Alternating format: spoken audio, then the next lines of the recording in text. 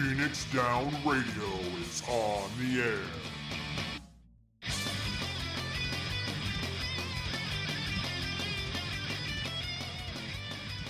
Welcome, everybody, to Phoenix Down Radio, episode number 203. I almost said 100. Well, I mean... Back in time! Right? But it's one of those things that it's just, you're used to saying it so much, and it just like, just keeps coming back. But no, we're in the 200s still. I'm your host, Klauss and Seyrr, and joining me is Seyrr Timono. Seyrr, how have you been? Doing all right. I just was telling someone the other day, at the library, I still almost say, thank you for calling Barnes & Noble like multiple times a month. I come this close. Stupid brain. But doing all right. Was out for about a week in Indianapolis at Gen Con. Ooh. Which, yeah, I've got a batch of friends who have been going pretty much every year since they graduated college. This was the first year that I could afford to join them. Okay, but I mean, good time? Good time. Played lots of games, walked around a lot, went to traditionally they do a dinner at a fancy steakhouse the first night of it, and oh my god, finally someone makes their shrimp cocktail with enough horseradish. Where did you guys end up going in Indy? The particular restaurant? The steakhouse, yeah. Oh yeah, same one every time. It's St. Elmo's Steakhouse. Okay, I haven't heard of that one out there. I was just wondering if it was like a Ruth's Chris or it was like something like that. Oh no, there's one of those around, but like say it's not part of a chain. Apparently the shrimp cocktail is good enough that you can actually buy it by its name at several of the other nearby restaurants. Like they ship it out to them. And yes, they definitely fragrance the horseradish, and they finally put enough of it. Yeah. I've actually never been to Gen Con, even when it was in Lake Geneva. Yeah. Which is, just across the border. Well, actually all the way across the state then too in Wisconsin, but. Yeah. I know there's some questions about if it's starting to get too big even for Indianapolis, but it does look like Indianapolis is building more capacity and stuff, so we'll see how that goes. I mean, yeah, Indy has a lot of different conventions that have moved there. I know the National FFA convention moved there quite a few years ago from Kansas City. But they got a lot of other things that happen there. It's a nice city for what most people say. My experience with Indy is a little less stellar, mainly because when we went through Indy, we were driving in torrential rain and people could not drive. Yeah, we had more than one close call as we were driving through there.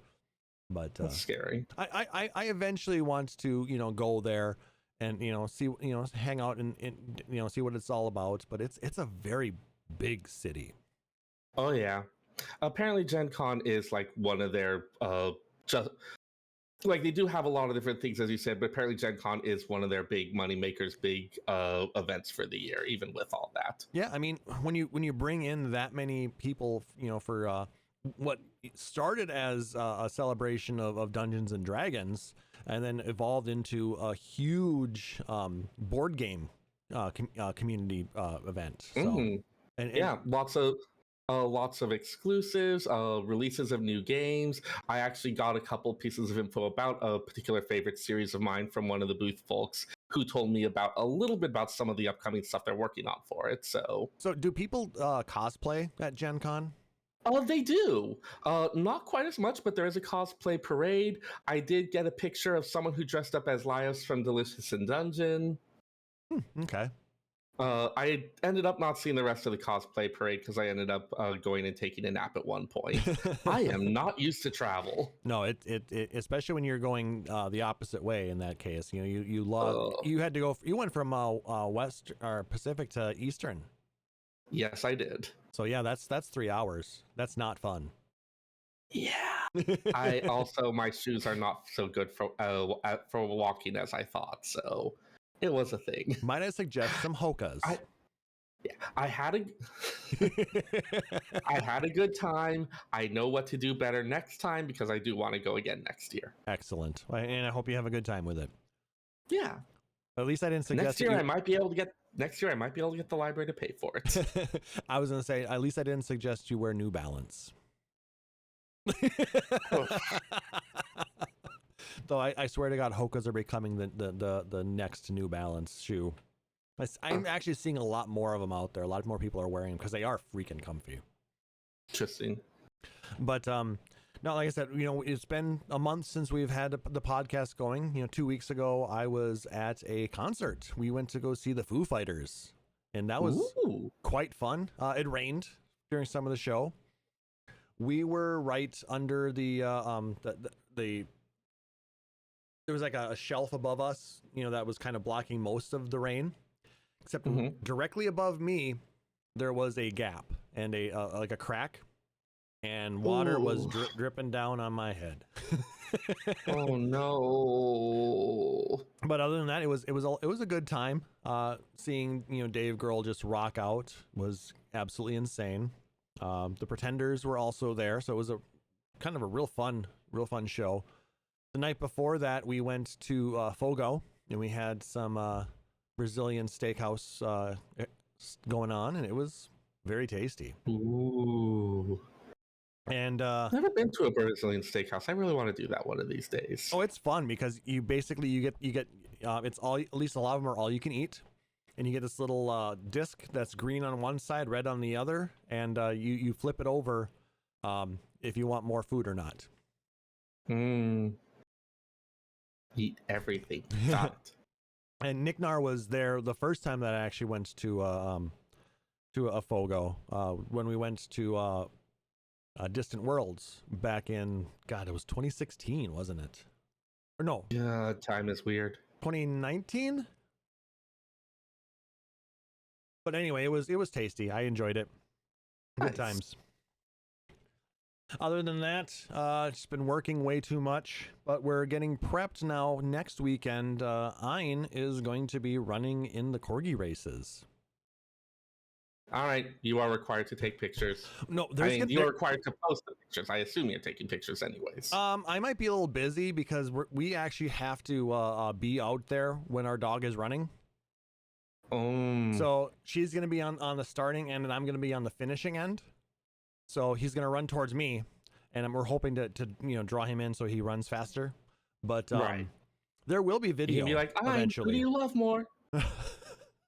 There will be, they usually post this on YouTube. So as soon as I find it, I will post it in the Discord so you guys can watch it. Excellent. A lot of fun, and we're looking forward to that. Other than that, yeah, like I said, just way too much work. My driveway has been torn up now finally, and they're going to be putting in new asphalt on Tuesday. So I'm going to have a new driveway now. So new driveway, new deck, new gutters, new robotic lawnmower, all that fun stuff. The future is now. It's so weird to do adulting type things. It still doesn't feel real. No, it does not feel real. From what I'm told, it will never completely feel real. Yeah, we're always navigating this existential dread is part of getting through life, apparently. Basically. So yeah, let's go ahead and just kind of ignore the whole imposter syndrome that we're feeling right now. Let's thank our Patreon producers, Nick Nar, Rory, Ravenheart, and Mika. Thank you again for all of your support and helping us continue to keep this show going. We do have you all are definitely good at adulting.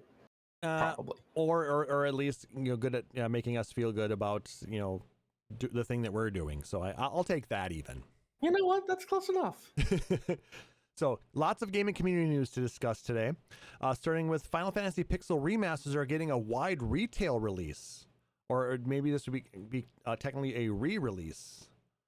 This comes from NintendoLife.com and is written by Alana Hagues, something like that. Apologies if I slaughtered your name. Square Enix is releasing a second run of physical copies for the Final Fantasy Pixel Remaster series. It'll be available both on the Square Enix store and in select retailers starting on October 8th, 2024.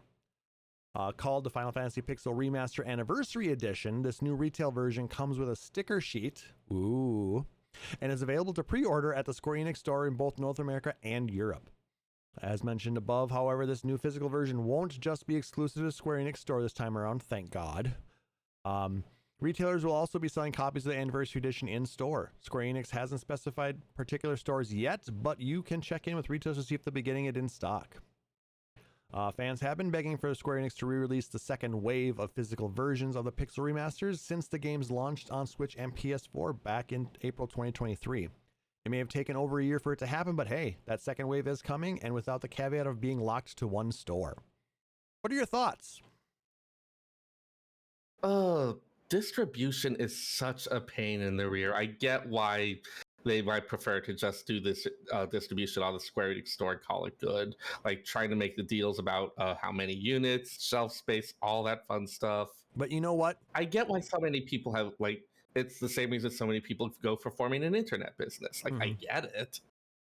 The problem, though, the Square Enix store is not good. I mean, yeah. It is, you know, but that's a you problem, not a them problem. So they want to think. Even though we keep going back, you know, we're talking about. I mean, that's the thing. If you don't like it, but you keep going back on some level, you don't have that much of a problem with it. The problem I'm seeing with it is, like I said, they are limiting a lot of their releases to their store, like soundtracks. Right. Or you have to purchase them from, like, if they partner with somebody, they're going to partner with like a CD Japan type of thing. Right. Which is also very difficult to order from sometimes because you have to worry about you're ordering from a foreign, you know, market, and then you have to wait for it to ship over to you from said foreign market.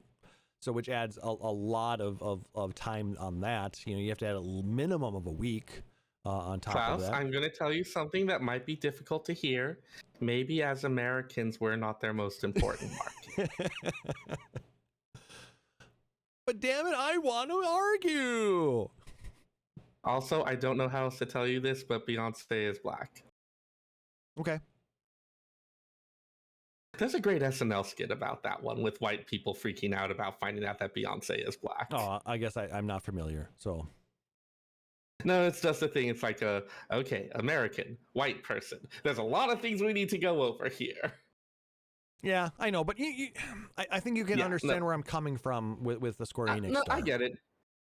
I get it. We're not the only ones who complained about it, and we're not going to be the only ones who complain about it. So sure, but also at the same time, you're still buying it. Yeah, but I mean, if we don't say anything about it, nothing will ever get fixed. Sure. So hopefully, by at least saying something, or you know, maybe we need to contact them and be like, hey, you know, we have these issues. I would say it's okay to say something. Just be realistic about what they may or may not do to address it. Yeah, which is going to be nothing. I wouldn't say it's nothing. I mean, like, there does seem to be someone, like, it's not that they don't care about us as a market at all. But if you're in Japan, oh God, just thinking about, like, international shipping and, like, customs and tariffs and all that shit. Yeah, I'm going to have to be very careful when we go to Japan next year. Yeah. Because otherwise I could have a huge tariff bill. Yep. Stuff gets complicated once you start crossing national borders. I mean, unless I figure out a way to ship it properly and avoid, either cover it that way or avoid it in some way, but we'll figure it out. I mean, I'm not gonna try and bring too much stuff back because I know it's a major pain in the ass and it gets very expensive to have to deal with things like that. So look, I'm not saying smuggle a capybara for me, but would you consider smuggling a capybara for me? I think I'm going to have to pass. Fine. Let's see what kind of friendship this is. Yeah. With reasonable boundaries. Exactly. Reasonable boundaries and wanting to avoid, you know, breaking international law. A real friend would do the same thing. A real friend would. Yes. But a friend in an abusive relationship would risk going to prison for me. No, they wouldn't. They'd risk they'd risk putting you in prison. It depends on the direction of the abuse. Yeah. Well, I mean, are you saying that you're abusive to me, Seyrr? Depends on whether I get my capybara or not. The answer is still no. I don't even know where I would keep a capybara. Hi, Aurori. Hi, Aurori. Aurori, can you still be a capybara habitat? I need it for a thing I'm planning. All right, let's go ahead and continue on. This one Am I even allowed to own a capybara in this state? I don't know. Probably Anyways. not. And yes, Nick Nar is correct. Red pandas are cuter. You're on the list. Also, they're illegal to own as a pet in California anyways. Okay. So I'm going to need you to commit some more crimes for me. So anyway, next item on the list. A fan recreated Final Fantasy VII as a platformer. This comes from CBR.com and was written by Sam Fang. Let's copy and paste this. A fan of the Final Fantasy franchise has put together a showcase trailer remaking the classic PlayStation game Final Fantasy VII using the Little Big Planet 2 engine. A petition has also been launched for the official game to support the integration of the fan's creation. The showcase trailer includes over 15 minutes of gameplay, including Cloud Strife and the rest of the Final Fantasy character roster. The video's description reads that, quote, every element of the 1997 game is transformed into the platformer genre. From the iconic characters and memorable music to the intricate materia system and challenging bosses, each aspect has been carefully crafted to provide a fresh and exciting experience for players, end quote. My God, I'm gonna post a link to it to the video. Holy shit, is it hilarious? There is a beautiful vibe to seeing Aerith in Sackboy form. Right? When I first saw this, I died laughing. It was just so... I remember when Little Big Planet first came out, and just the way it handled platforming and the ability to create your own levels and things like that. I never imagined that somebody would be able to go this far using using the Little Big Planet 2 engine to create this type of masterpiece. Yeah, you've got the bombing of the Sector 7 plate. You've got, there's Tifa doing her dolphin blow limit break. It's a really fascinating interpretation. I do love how some stuff has like the FF7 vibe, but then some of it does have that little big, like, it's a really fascinating mixture of the two styles there. How he did it is beyond me, honestly. I know there's a way to import certain pieces within the game, but just like with Dreams, that the PS4 game that allowed you to create stuff like that, it's just wow. Yep. Bravo to this community for pulling stuff like this off. It's just insane. God, I wonder how long it took them. Oh, here we are, over 3 years. So there you go. Long time.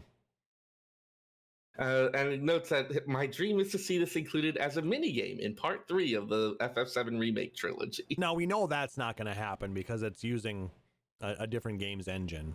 But, as long as... Taking the framework from it and implementing it in theirs. But that could be entertaining. I just really hope that SE doesn't end up suing this guy into oblivion. Because a lot of companies end up being a little over litigious on things like that. But if they see it as what it is, kind of, an homage, and kind of a parody. I think, I don't know if I call it a parody, but I think you have a reasonable fair use interpretation here. I mean, I can't tell you for sure. No one can until it actually goes in front of a judge. Yep. But I think there's a reasonable argument for it's sufficiently transformative. Yeah. And nobody here is a lawyer, nor do we ever claim to be, but, I am not a lawyer. I am not your lawyer. This is not legal advice. Yada, yada, yada. But like I said, I just love seeing these types of things. Lasting more than 4 hours require immediate medical attention. What? I don't know, man. All right, let's go ahead and continue on here. Square Enix confirms that Queen's Blood will be expanded in the Final Fantasy VII Remake Part 3. This comes from PushSquare.com, was written by Kale Adam. Copy paste. The fiendishly addictive collectible card game Queen's Blood, largely responsible for Final Fantasy VII Rebirth's incredible runtime, probably, will return in expanded form in its as yet unnamed sequel and conclusion to the remake trilogy. That confirmation comes from producer Naoki Hamaguchi, who revealed the happy news at Otakon 2024, which was attended by streamer Neo Aoshi. So thanks, they say in here. Right now, we are preparing a revamped, even better version of Queen's Blood for the next title. Queen's Blood continues the long tradition of excellent Final Fantasy card-based minigames, with Final Fantasy IX's Tetramaster and 8's Immaculate Triple Triad being particularly hard acts to follow. Thankfully, the grid-based Queen's Blood has proven a hit with modern fans, although it remains to be seen how the strategic, surprisingly involved card game stands the test of time. Slightly sketchable while including Tetramaster on that list, but sure, why not? I mean, Tetramaster was a fun game. I enjoyed it. I mean, it wasn't as fun when you had to play, pay to play it and play online, but within the confines of Final Fantasy IX, it was a perfectly serviceable game. I'm just going to make a variety of faces now.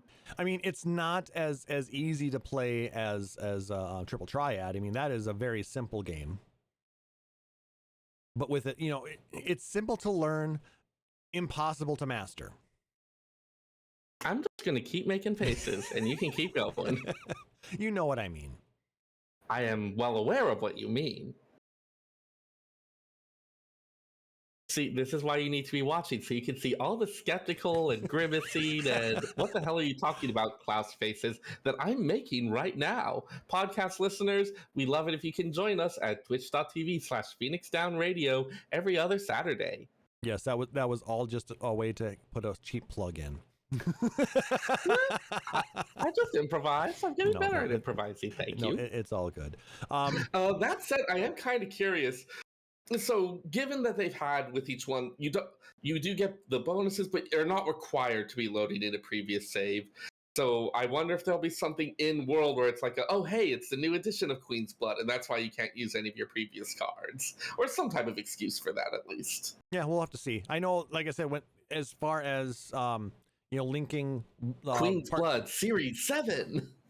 As far as linking first and second titles, if they detect a save on your PlayStation 5, I think you do get something for it, but you don't get a boost in your level or anything like that. I can't imagine they'd be like, okay, you can have your full set of Queen's Blood cards. Yeah, it's probably going to be like, Series 2. Unless it's something where you're going from okay, there's triple as many cards now. So yes, you've got to start on it, but there's that many more. I don't know. Who knows? I don't know. I don't know. Like I said, what were your thoughts of the game itself, within Rebirth? It was actually a really fun distraction. Sorry. Did I put you on the spot too much? A little bit. I haven't actually gotten too far in. I continue to not get very far in. I spent a bit of time with it. I was like, this is beautiful. This is distracting. I will spend an entire evening on this, entire evening going until 2 a.m. So I'm trying to do that less lately. I mean, I have been trying to keep my character level, up, to equates to where I'm at in the storyline. Right. And I'm not one of those people who tries to min-max and get all the best cards for each additional match and things like that. I try to build a jack of all trades type of deck that works for most cases. So you're a quitter? No, I'm at right now. I'm not trying to. You min-max don't have every possible card. Not yet. Up to this point, I believe. You sleep on a bed of failure. No, I sleep on a memory foam mattress. Okay, that's probably better for you. But I guess I enjoy how the game plays. Again, it's one of those games that you can get the gist of it pretty easily, and your camera's way out of focus there. The heck? Real bad. There, come back. I know. Come on. There we go.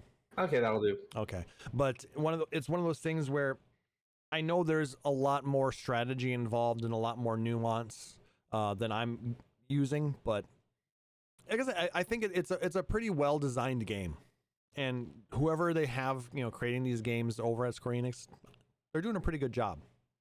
You should keep them on. Yeah, I know some people. I kind of want stuff with weirder attack ranges. They're connected to polynomials and polynomials. Yeah, and I want it to be like, give me something attack range that looks like it's out of Disgaea. Some type of thing with lots of weird diagonals and bouncing things and whatnot. Make it really weird. I mean, you don't want to get it too crazy because then nobody's gonna want to play it then. People play Disgaea. Do people still play Disgaea? I don't know. I don't play Disgaea. Did you ever play Disgaea? No, I did not. Okay, that doesn't count. Well, because it's not a game for me. And that's okay. Because, I mean, I know there are people who don't enjoy Queen's Blood either, but I mean, I hope that it's not keeping them from enjoying Final Fantasy VII Remake. So, I need to get back into that. I kind of took some time off of it, and then because I wanted to finish the 16 DLC, and then we had Dawntrail come out. So, I'll eventually have to jump back into to Rebirth and continue on where I'm at on that. Anyway, speaking of Rebirth, the PS5 sales are still a secret as Square Enix reports year-on-year decline.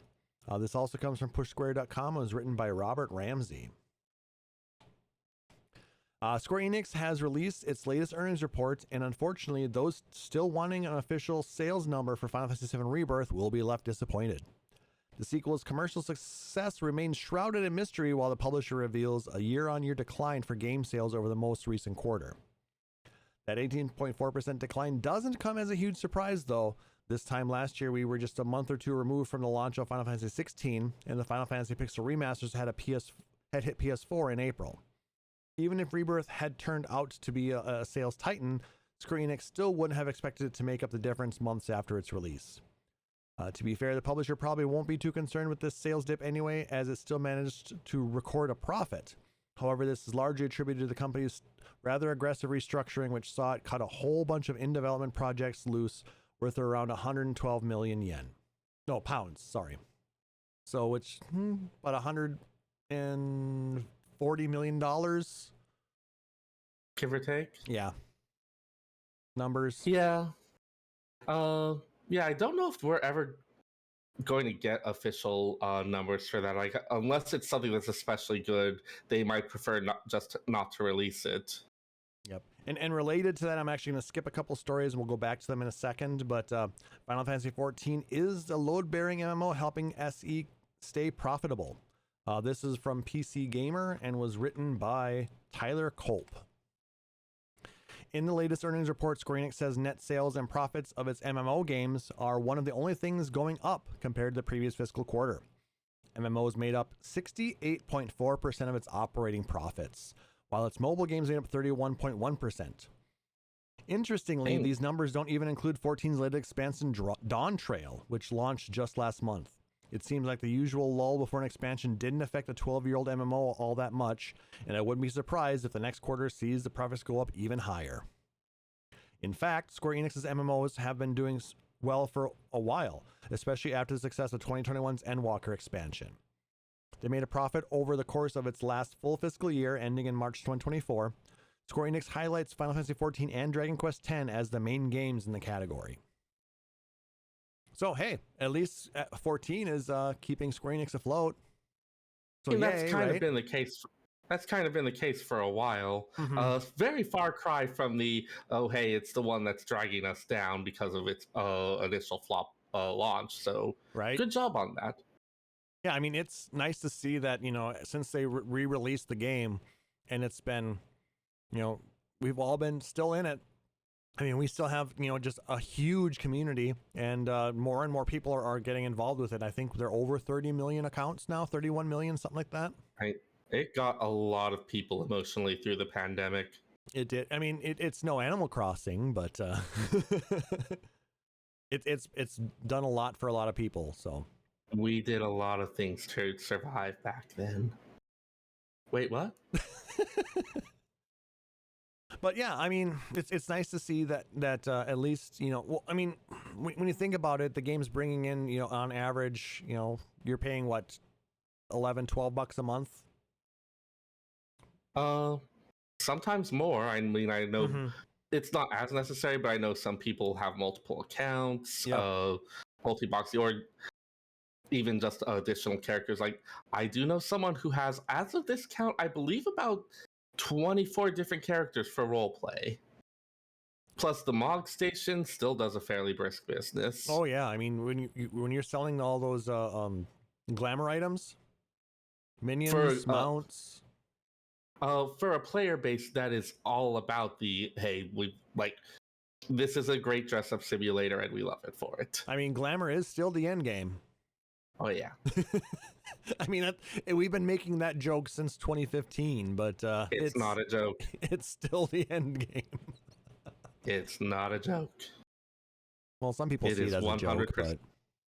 And they are wrong, and they don't understand. It is completely factual. And if you do not grasp this, you are going to be surprised by so many other things. Yeah, I mean, you want to look pretty when you're playing your dress up game. You're not wrong. But anyway, like I said, I'm glad that we're still able to keep going, and it's able to fund the other projects, because I know I really like a lot of the games coming out of Square Enix. I think they're doing a great job with the 7 remake. I really enjoyed 16. And they're coming out with basically like the pixel remasters for the Dragon Quest early games as well. So I'm hoping that people will see that and be able to pick those up, and we'll still be able to continue to get these in the future.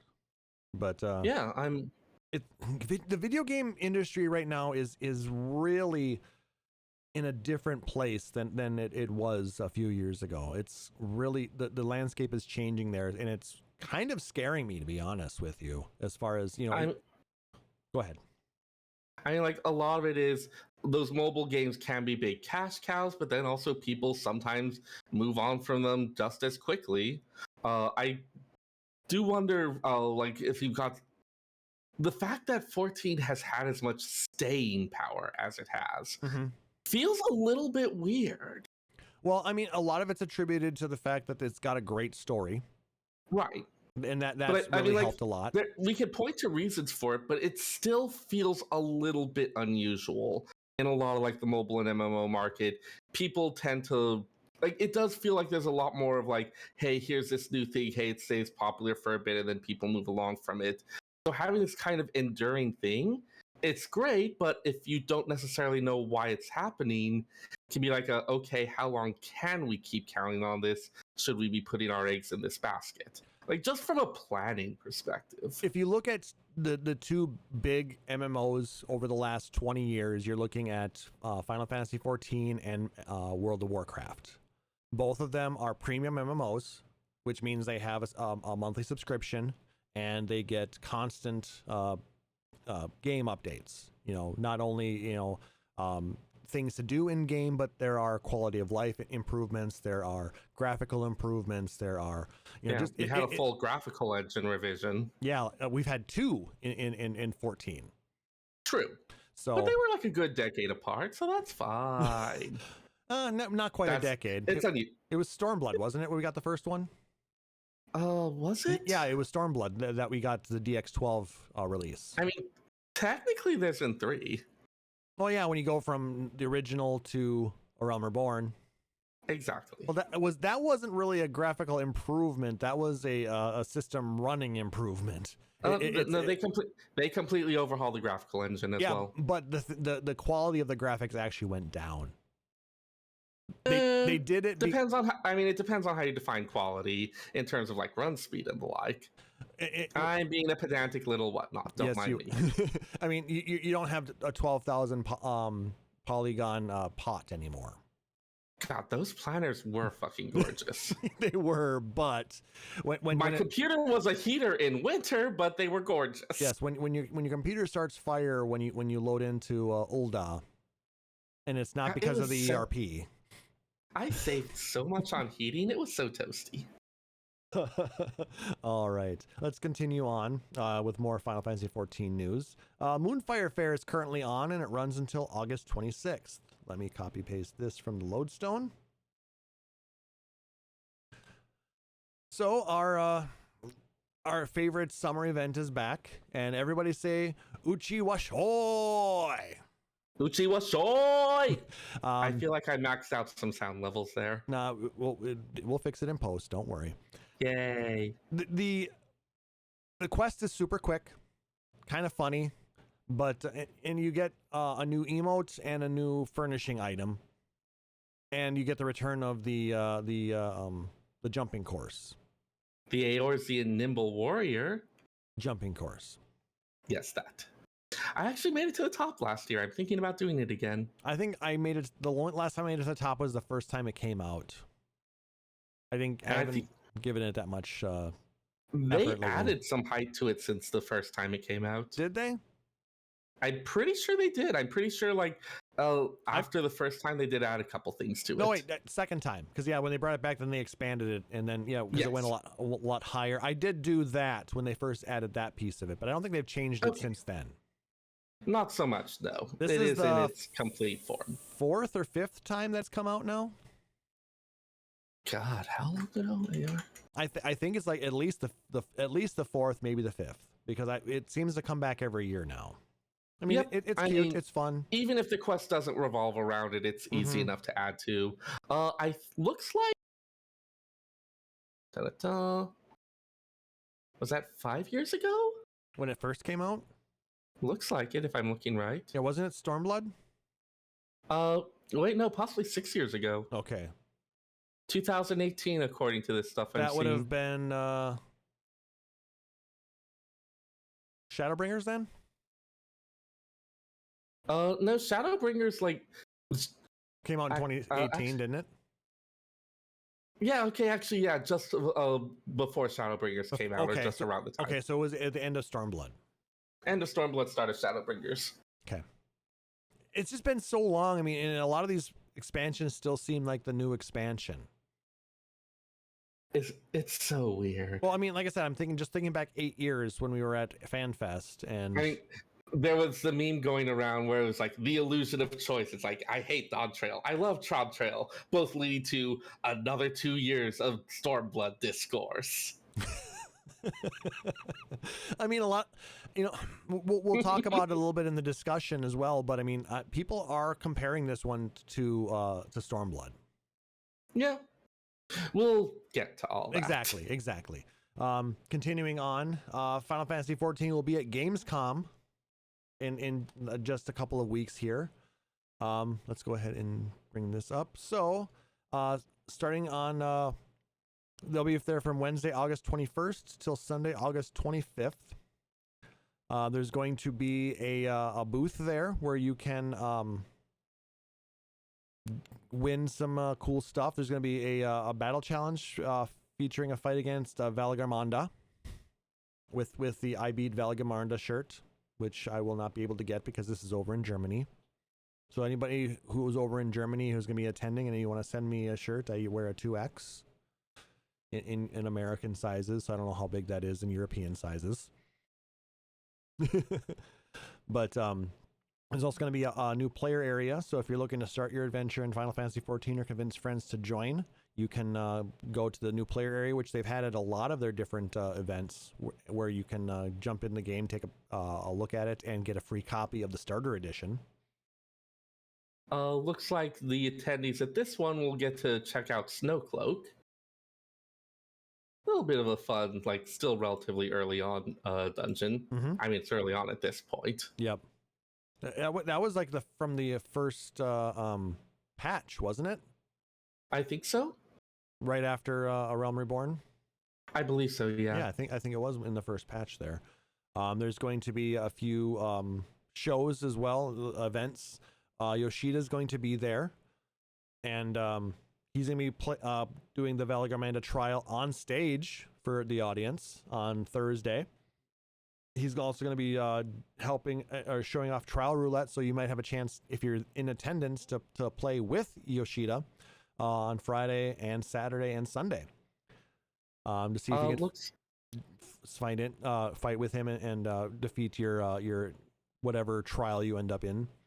There's also going to be a few signing sessions on Friday and Saturday to get things from Final Fantasy or whatever Yoshida game that you want to have him sign.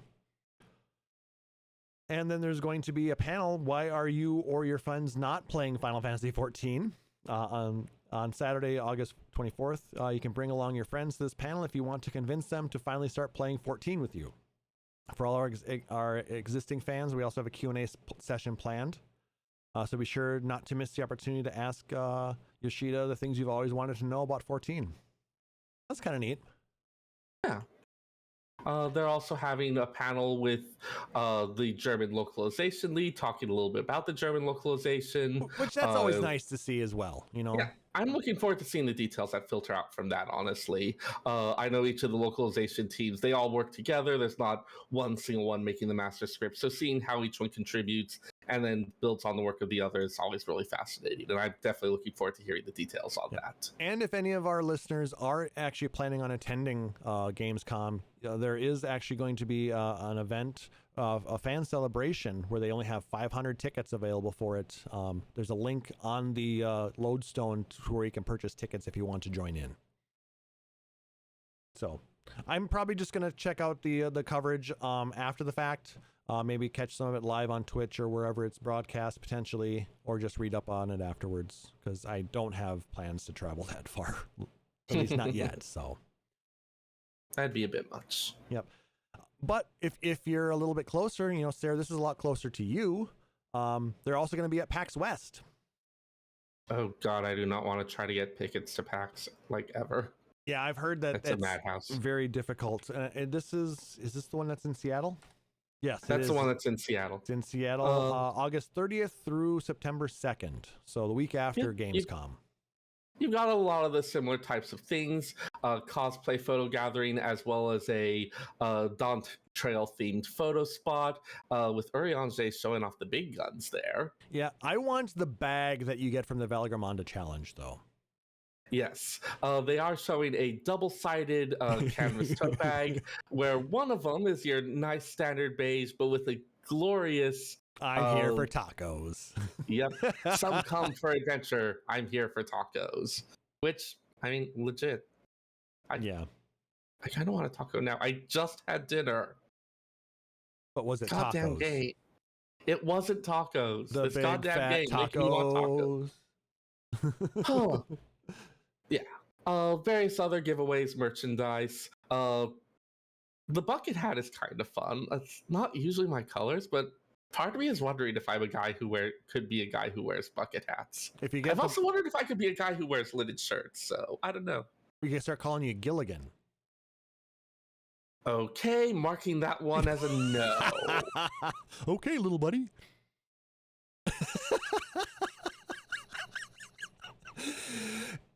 For those of you, I can't actually kill you by thinking it, but I'm going to try anyway. For those listening on the podcast, you just missed Seyrr just breaking. Again, a reason why you want to come join us live at twitch.tv/Phoenix Down Radio every other Saturday night. I am going to drive to Minnesota and end you.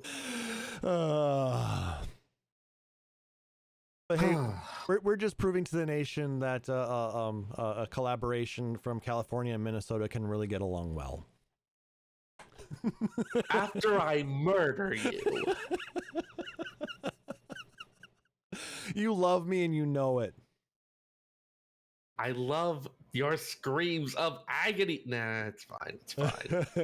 Maybe a little screaming of agony as a treat. All right. A little bit more Final Fantasy XIV news here. The Final Fantasy XIV team responds to Dawntrail graphics feedback. This comes from GameRant.com and was written by James Ratcliffe. Copy paste. Though Square Enix has stated it would continue to provide changes to the graphics on a gradual basis, the company kept a tight lip about it. However, a Final Fantasy XIV forum post by community team member Amarat thanked players for their feedback so far about Dawntrail's graphics. In their reply to a long forum thread dedicated to garnering player feedback about player environmental graphic changes, Amarat said that the development team has seen the feedback offered in the thread, which also included bug reports. Then they said that a planned course of action would be revealed in late August, nearly 1 month after the release of Final Fantasy XIV Patch 7.05. However, no further details were shared with the community team or development team about the graphical changes Square Enix would make. So it's one of those things where we've gotten a lot of improvements so far with the base game or the base expansion, but things will continue to be improved. There's still a lot of clipping issues, I believe, that a lot of people are complaining about. and just things just aren't quite lining up the way they should be. But when you have a change this drastic in a game that's this old, it's not going to be perfect the first time. Yeah. I will say that there's at least a couple of the new armor pieces that clip on a lot of different hairstyles. Like, I feel like the number of people who wear them without clipping is smaller than those who can't. I think, though, for the most part, this is something that just happens when you add new gear to the game. I don't believe this is related especially to the graphical update, but yeah, this isn't graphical update specific. It's just more like general design whatnots. And every game is going to give you that, so it's not just 14 that's having these types of issues. With that being said, the fact that the development team does pay attention to what the player base is saying on these things is very heartening. That we get these types of improvements. There is someone who is paid to read the forums. I feel sorry for that person. Yeah, they need a raise. They need a huge raise. And we don't even know how much they're making, but they need at least a 20% raise. And pizza. Sure. The pizza does not count as part of the raise. No, exactly. But they just give them pizza because they deserve it. Or tacos. We could go with the tacos again. How about taco pizza? Is that a thing? Yes. That has to be a thing. Have you not had taco pizza? No. We've got places that do like Indian themed pizzas around here. Like curry style pizza. It's fascinating. Seyrr, come to Minnesota. We'll get you taco pizza. Maybe it's a Midwest thing, because I mean, this is something that I've grown up with. It's a regular pizza. And then you put seasoned beef, or some like Pizza Hut actually had beans that they would put on it sometimes as well. And then you you bake it with cheese and stuff like that. And you put fresh lettuce, fresh tomatoes, shredded cheese, taco sauce, and sour cream. And then a piece de resistance, crushed Doritos. Huh. Yeah, this does not seem to be a thing around here. Possibly because like the Hispanic community would murder someone who tried this for... No, it's an amazing thing. Guys out there listening on the podcast or live or wherever you at, write in. Do you like taco pizza? I'm going to pull California food snob rank on this. Dude, don't knock it until you've tried it. Fine. It is freaking put it on the list. Amazing. Put it on the list. When I do actually manage to visit you, we'll go for taco pizza. And like I know half a dozen places that do a good taco pizza too. And then after that, I'll murder you. No. Not for the taco pizza, for unrelated reasons. No. I'll attempt to murder you. No. You might try and steal my dog, but you're not. I'll make a half-hearted attempt and then get tired and lays on the couch. Let's be realistic here. Well, I'll just ply you with cheap, delicious wine or something. I'll just be fine, Snoot. It'll be fine. Because I'm not sure if are you much of a beer drinker? Not really, no. Or even more of a cider drinker. Well, I mean, we have some nice cideries around here too, so that'll work. All right, let's go ahead and continue on with the shenanigans. The Dawntrail soundtrack is currently in pre-order and will be releasing in October with a Zero minion. This comes from massivelyop.com and was written by Elliot Lefebvre. I know I could have just linked to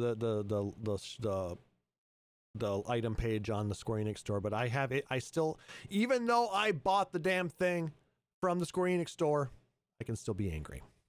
So the Final Fantasy XIV music team has long been respected for providing absolute bangers throughout every expansion soundtrack, and Dawntrail is not an exception. Between the unique vocal themes for the first portion of Arcadian, the trial boss themes, and dungeon tracks, even the yee-haw strums of the Shaloni zone music, there's a lot to like here, and you can experience yourself on demand when the expansion soundtrack is released on October 30th on Blu-ray disc. Full soundtrack will feature 66 tracks, yes, including the first portion of the Arcadian, and comes with the wind-up Zero minion to follow you around in-game. In parentheses, which is a bit odd, perhaps, as Zero isn't actually in Dawntrail. Spoilers! I mean, they had Julia Chai for like one of the things that was released in Endwalker, wasn't it? Yes. Sometimes it's a little bit catching up. Exactly. That's what I was just kind of going to get at with it here. But it is kind of funny that they take player feedback, and it just takes a little bit of time for them to release something like this. And you knew that it had to come with a soundtrack or an art book or something, right? You got to get the little hat tipping motion just right. That is absolutely going to be that Minions unique thing. 100%. And yes, like I said, I did pre-order mine already, so I'll have it ready when it arrives in October. So delightful. But it's $40, I believe, $39.99 plus tax plus $10 shipping. So it ends up becoming like $55. Yep. I mean, some absolute bangers on it though, and we'll talk about that again a little bit later. Yeah. And then final bit of news before we jump into our discussion topic tonight. Final Fantasy 16 leak suggests the PC version may be coming soon. This is from comicbook.com. It was written by Mark Deschamps. Or Deschamps. I don't know how the silent letters work in some of these names, so I apologize for not pronouncing it correctly. A recent update for NVIDIA's Game Ready and Studio driver seems to suggest that could soon change. Official patch notes do not make any mention of the game, but Reddit users have discovered that the update contains profiles for both Final Fantasy 16 as well as a demo for the game.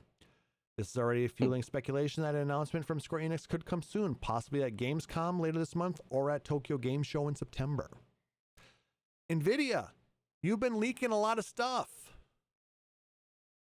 That's interesting. Yeah, like I can understand we want to have, like, they've got the specialized settings for all of the games for the ideal graphical thing, but I think I don't know.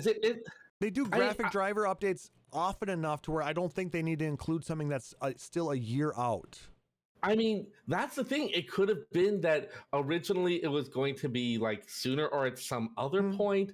And then when something or another got pushed back, no one ever thought, by the way, we need to let NVIDIA know to not release the graphics driver for yada yada. Like, I could easily see that being one of the things that gets left off the list. Yeah, I guess that's possible. But what a random thing to... God, just like the entire thing of games production and like all the different little things, if you make a little change, all the stuff that follows in its wake. The freaking drivers, the specialized drivers. Well, I mean, if you look, games are complicated. The NVIDIA or the NVIDIA Experience app, you can create different subsets of different settings within the driver for each game you play. So you don't have to like have a single setting and make sure that you get the best performance out of each game. Right, which makes sense.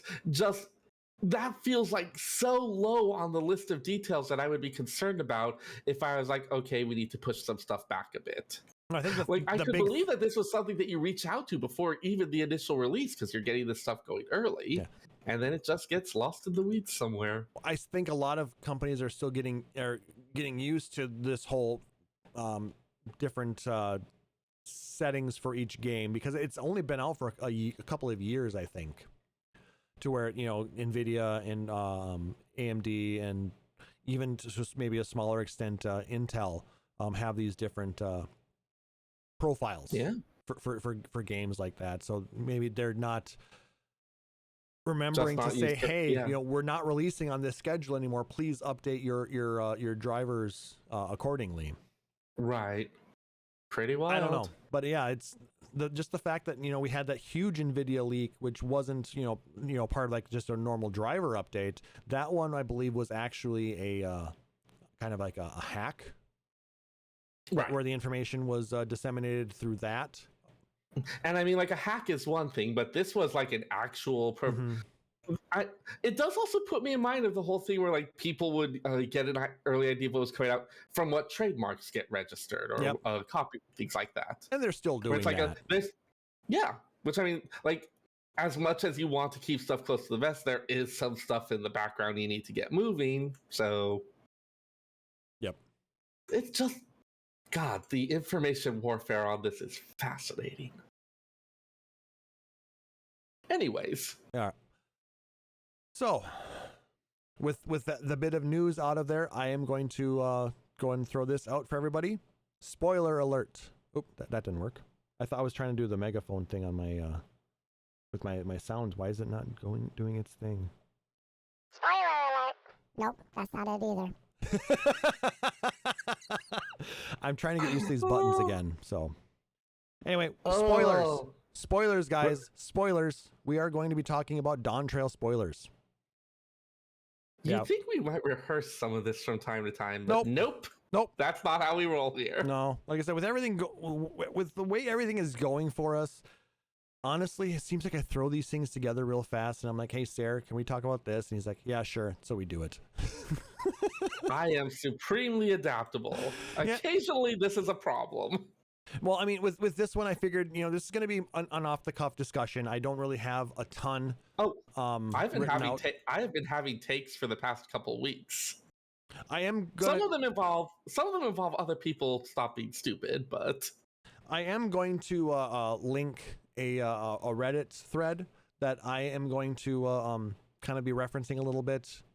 That it's kind of an interesting little take on somebody's opinion of Dawntrail, and it makes a lot of sense to me because I had similar thoughts on it, and then of course you have a number of other opinions throughout that thread that we can maybe bounce off of as we're discussing this. But if you have not yet finished Dawntrail and are worried about having certain story beats spoiled, please stop the podcast right now and come back once you've finished, so we don't worry, we don't spoil your experience. Oh yeah, I'm not holding back on anything. I'm just going to reference.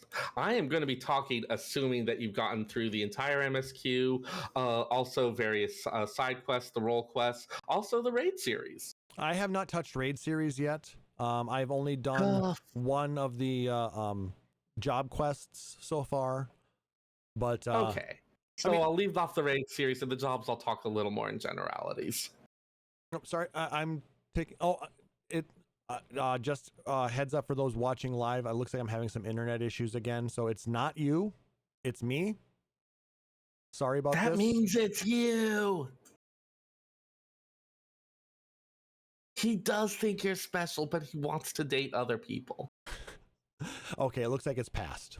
It looks like we're back to normal again. So apologies for the buffering, Rory. It was on my end.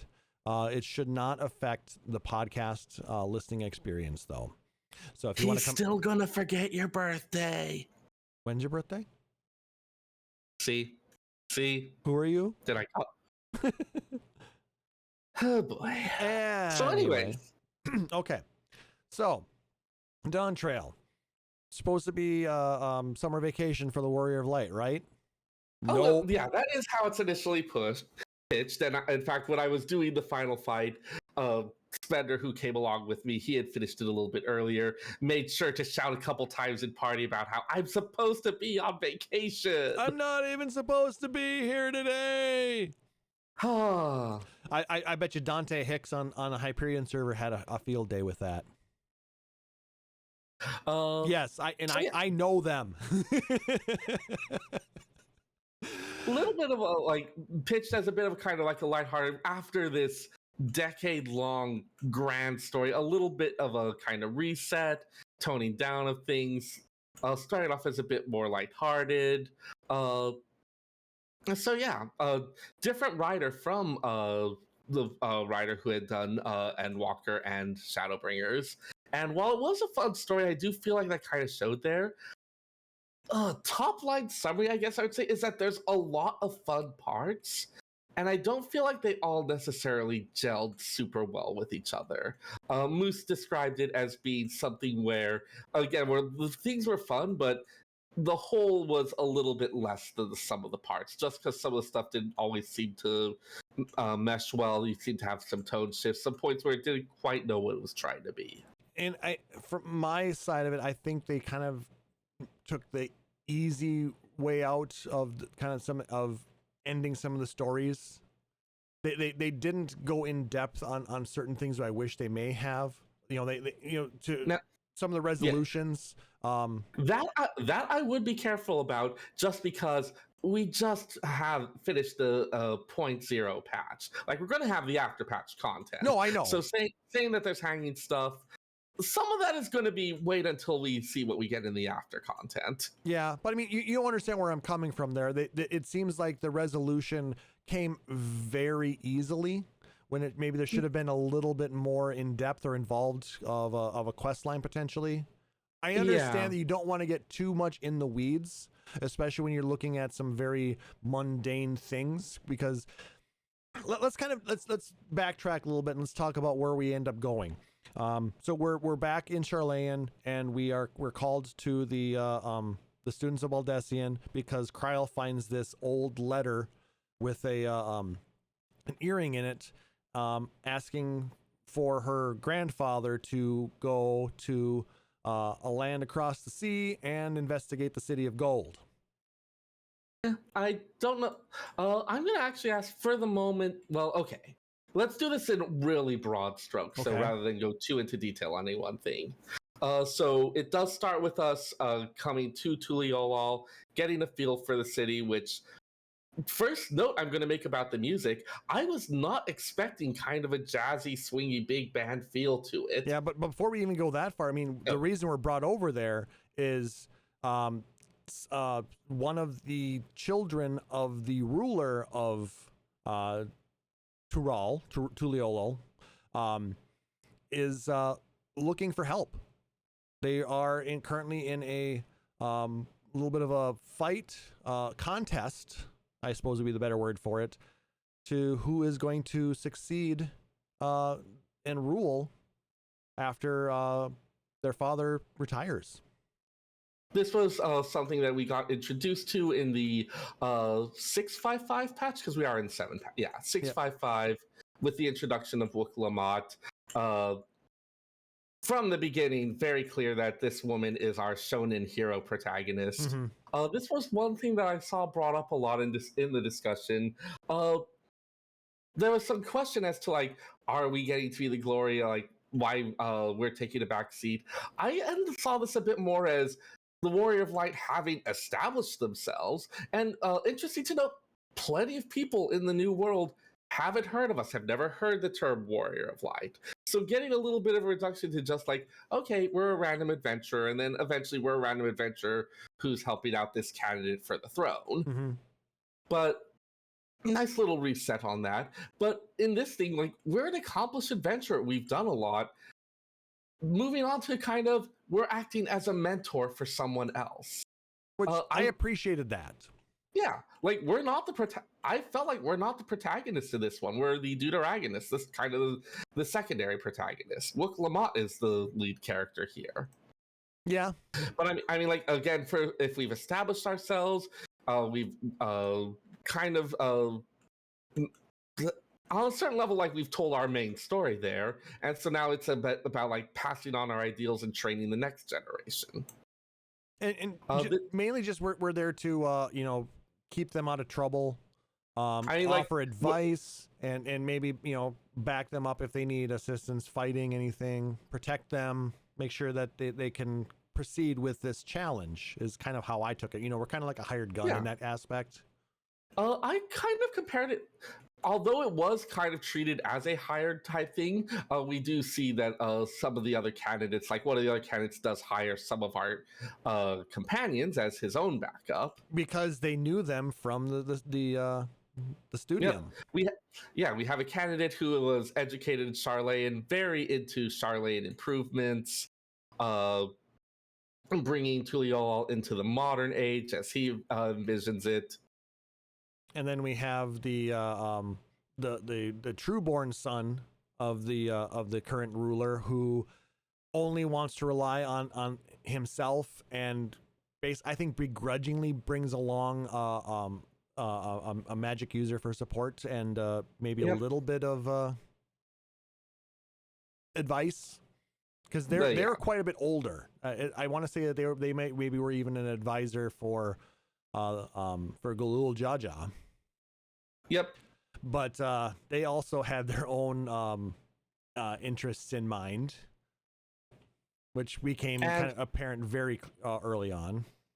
And a candidate who's mainly there for political reasons, one of the blessed siblings of the Mamul Jaw tribes in the south of the continent, Bakul Jaja. Bakul Jaja, fascinating breakout character, absolute villain early on, absolute beloved by the community later, to a degree that I don't think Yoshi P was genuinely surprised at how many people were actively lusting after the two-headed lizard man. Right. Which does make me wonder how much Yoshi P pays attention to his own player base, but this was absolutely foreseeable. I have read more speculation than I care to about the particulars of Bakul Jaja's genitalia. Let's forget about that. Yeah, and I mean, like now, the sheer swing, because he's like absolute hated villain for the first part. That was one of my complaints about the game. Honestly, was that how fast and easily, and without much of a, it was like, so yes, snap your finger. Okay, he's evil. He's good. Yeah, this is one that has had a lot of discussion, which, oh my god, I got to give an entire talk about legal systems and the purpose of punishment and make an argument that for someone like Bakul Jaja, probation and community service might actually be the appropriate sentence under a restorative justice system. Yeah, I mean... But yes, that is a bit where... redemption isn't quite the word I want. I guess maybe atonement. We do get to learn a lot about the stuff that Bakul Jaja was on, where he was pretty much massively pressured to be kind of the savior of his people. And in fact, this is kind of a thing we saw with a lot of characters, where there was a set of expectations that they felt were upon them that ends up driving their actions. Whether it's Bakul Jaja with the whole... one of the things we find out early on, or like around the midpoint is that as one of the two-headed Mamul Jaja, or one of the two-headed Mamul Jaja, it's Mamul Jaja would be, anyways. And the process by which they are born is a rather brutal one that tends to have a lot of failures in its wake. Approximately 1% success. Yes, and you see a literal graveyard of failed attempts of Mamul Jaja that did not have the strength to hatch from their eggs. Yeah. Like, fairly chilling part of that dungeon, the Sky Deep Cenote. I mean, when we get to that point, I do understand where he felt, you know, the immense pressure of his father, who is the leader of this this area, and also the proctor for the test there. Yeah, but so it's definitely something where we've had cases of characters where they seem villainous at first, and then we see complicated circumstances around them, things that don't necessarily justify what they've done, but they at least explain it and make it make sense. I mean, we have the original terrible villain turned lusted after baddie Emmett Selk, kind of followed a somewhat similar path, where we saw like all the atrocities that he'd been responsible for, establishing in his leading of Garlemald. And then we get this more complete picture of how he had his life in the world of the ancients, how he'd been through all that. We get those glimpses that actually visited him in the past. And so in that regard, this isn't the first time we've seen characters where Emmett Selk, Estinian, Ysael. Yeah. Yes. I mean, a number of characters who were, you know, evil at one point. Well, Estinian kind of, he went from your train, wasn't he the Azul Dragoon trainer as well in the beginning? Effectively, yeah. I mean, like, there was someone else you went to for the quest, but you ended up working with him a lot during it, and he was supposed to be sort of training you in the ways of the Azure Dragoon. Yeah, but I mean, in Heavens, where he became an evil guy because the Eyes of Nidhogg took over. Even before then, he had been a bit of an extremist, absolutely devoted to this thing of revenge. Like, he was outright villain. I don't like the word evil here. I'm going to go with villainous, even though it's also problematic. But, like, Estinian was never, like, the pure, shining-hearted. He was very much already drenched in blood. And it was kind of, like, one of the big things of his stuff with Nidhogg was the okay, how similar their stories are, how much they're doing, and so how easy it was for Nidhogg's influence to creep in, because on some level the two shared a brain cell. Yep. And then with Isail, with her, taking ice, the whole Ice Heart persona initially in 2.1. Yep. And fighting against her and the heretics who are attacking the Asgardians, learning a little bit more about their story, learning a bit more about her delusions. I mean, my God, coming around to her being the one of our friends and traveling colleagues in Heavensward. The sheer embarrassment of going up to a dragon and saying, "Hi, my OC is your dead wife." Yeah. Anyways, all that to say, this isn't the first time we've dealt with a character who is initially presented as villainous and a pain in our causing of trouble, creating all these other things of Bakul Jaja's release of Valak Armanda, and then getting the context that, again, while it doesn't make it okay what they did, it at least makes them more sympathetic and understandable. Mm-hmm. Though we ended up, he made a real turn. He made the face turn super fast, though. Yeah, I do think, because a lot of those other examples, it happened. Emmett Selk was over the course of longer than an expansion, because even at the end of Amarot, he still wasn't fully to the understandable point. No, it was basically once we hit the graveyard, the Sinnoh, is when he made his turn.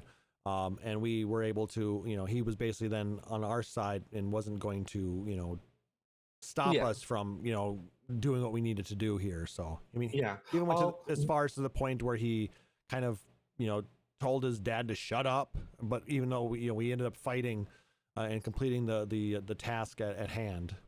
Yeah. One comment I have heard about all this is for people who went through mostly just barreled through the MSQ, which quite honestly, not unreasonable. If you're doing all the side quests and everything, you are going to outlevel stuff so fast. Yeah. So, yeah, the XP gain got turned up, and I get why. It feels like it got turned up. I get why they did it. I feel it might have been a little bit of a disservice here because I know Moose, for example, during his playthrough was doing all the side quests whenever they came up, and so had a little bit more time to develop the stories of various locations, to get a little bit of a sense of the vibe of what the various peoples were going through, and it seemed like it was a more cohesive result because of it. Yeah, I did not, do the side quests on the side of it because I was just trying to level up one character at that. But I mean, I think they did give us a bit too much XP going through the game because I was level 100 while I was still on level 99 content for quite a while, even 98, I think. I managed to keep it about a pace, but it was with some very careful thought, and at a couple points I did have two jobs leveling simultaneously. It took a bit of work to do that. That would help, and I think if you're doing side quests along with that, it would be even better, so that way you're not wasting XP like some people did. I did them to some degree, but yeah, definitely that was another one of those things that creeps a little bit into that pacing, where if you are taking your time doing a lot of the side quests, some of this stuff does feel a bit more built up and explained. While if you're going mostly through the MSQ, which again, the design of it kind of ends up encouraging you to do a little bit, a lot of stuff does feel like goes through really quickly or comes out of nowhere. So a little bit unfortunate in that regard. I mean, but other than that, it wasn't terrible. Let's continue our discussion about what we we encountered. So we make our way over to the new land, the new world there that we've never been to, and like you said, it had a really interesting soundtrack for the city, which I was not expecting. I was expecting something more Mesoamerican.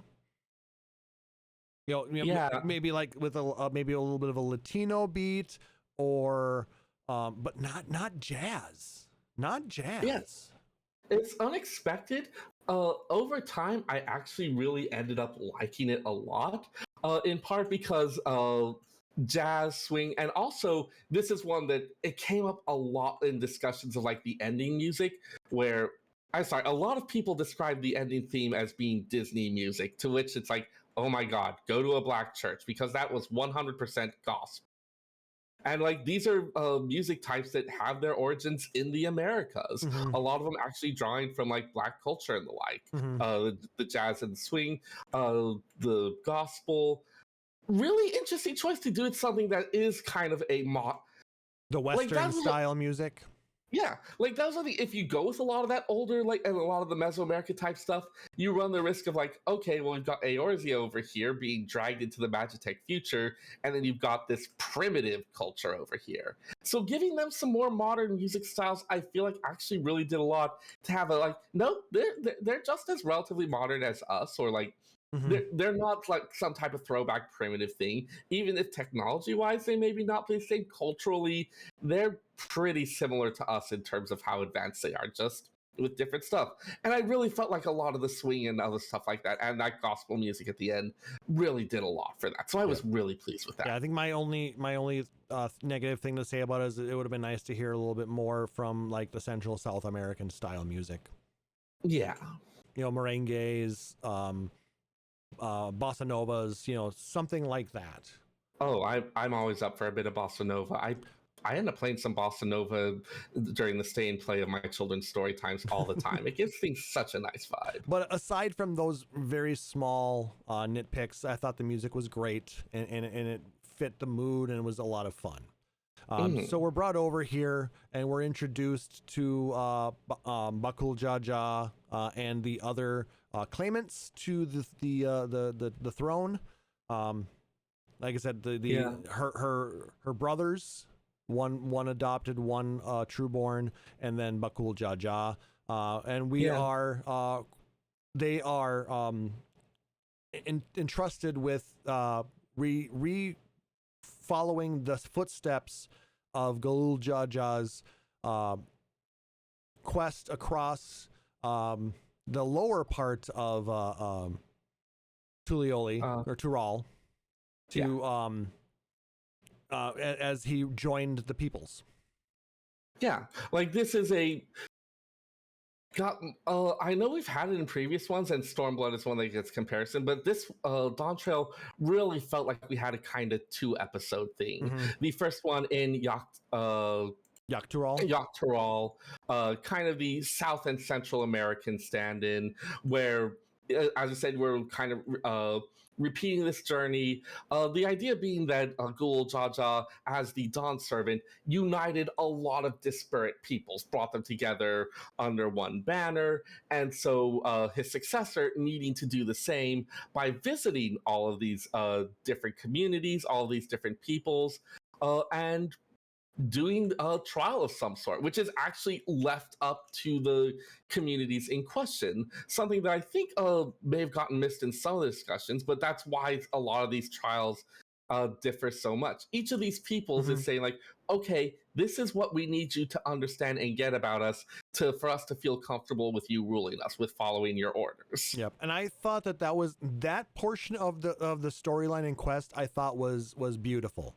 The fact that it was not only for, you know, the aspiring Dawn servants to try and understand, but also us as the players to learn about and see, and then we can watch not only our understanding of this area grow, but the watching Lamatie grow as well with all of this. I thought that part was beautiful. I really did enjoy that overall, even though a lot of the how it happened was very simplified. Again, I understand why, because they had time constraints and things like that, and they didn't want to get too far into the weeds on something like this. Right. But you could easily have the entire expansion just focus on that. They journey. could have 100%, and I thought it might have, to be honest with you. That's what I was expecting too, honestly.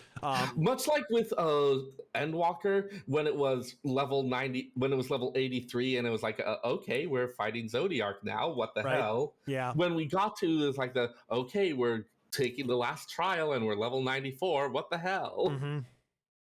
Yeah, that part. I mean, the 7 trials were quite interesting, and like I said, I thought it was fun learning each of the zones. I really did enjoy how each zone was kind of split into 2.